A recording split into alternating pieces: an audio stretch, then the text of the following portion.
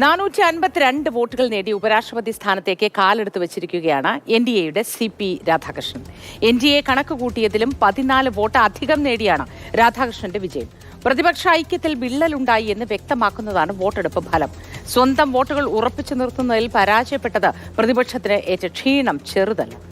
അനൂപ് ദാസ് ചേരുന്നു വിശദവിവരങ്ങളുമായി. Anoop Das, good morning. അങ്ങനെ പ്രതിപക്ഷ നിരയിൽ വിള്ളലുണ്ടാക്കുന്നു എന്ന് കൃത്യമായി ബോധ്യപ്പെടുത്തുന്ന തരത്തിലാണ് വോട്ടിംഗ് പാറ്റേൺ വന്നിട്ടുള്ളത്, അല്ലേ? വിശദ വിവരങ്ങൾ എന്തൊക്കെയാണ്? അതെ, 452 വോട്ടുകളാണ് CP രാധാകൃഷ്ണന് ലഭിച്ചത്.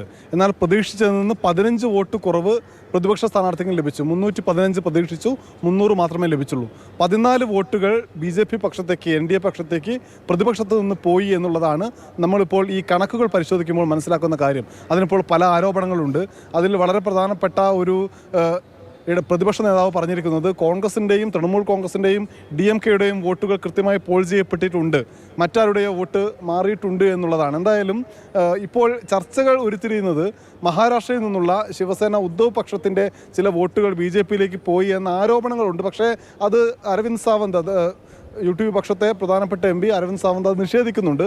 ഞങ്ങളുടെ മുഴുവൻ MP ഒരുമിച്ച് പോയി പ്രതിപക്ഷ സ്ഥാനാർത്ഥിക്ക് തന്നെയാണ് വോട്ട് ചെയ്തത് എന്ന് പറയുന്നു. എന്തായാലും ഈ ഇൻവാലിഡ് വോട്ട് ആരുടേത് എന്നൊക്കെ പരിശോധിക്കാൻ കഴിയില്ല, അതൊക്കെ ആരത് എന്നൊക്കെ വിഷയമുണ്ട്. അതുകൊണ്ട് തന്നെ എന്തായാലും പ്രതിപക്ഷത്തിന് ഇക്കാര്യത്തിൽ തിരിച്ചടിയേറ്റിട്ടുണ്ട്.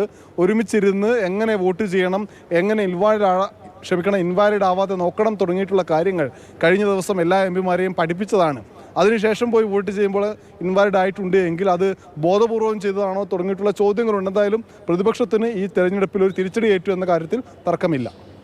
തീർച്ചയായിട്ടും അനൂപ് ദാസാണ് വിശദവിവരങ്ങൾ പങ്കുവച്ചത്. അങ്ങനെ പ്രതിപക്ഷത്തിന് ഒരു തിരിച്ചടി ഉണ്ടായിട്ടുണ്ട് എന്ന കാര്യത്തിൽ അനൂപ് പറഞ്ഞ പോലെ സംശയമില്ല. പിന്നെ ഈ പറഞ്ഞതുപോലെ എല്ലാവർക്കും ഉണ്ടാകുന്ന ഒരു സംശയമുണ്ട്, എങ്ങനെയാണ് ഇത് അസാധുവായി പോകുന്നത് ഈ വോട്ടുകൾ എന്നത്.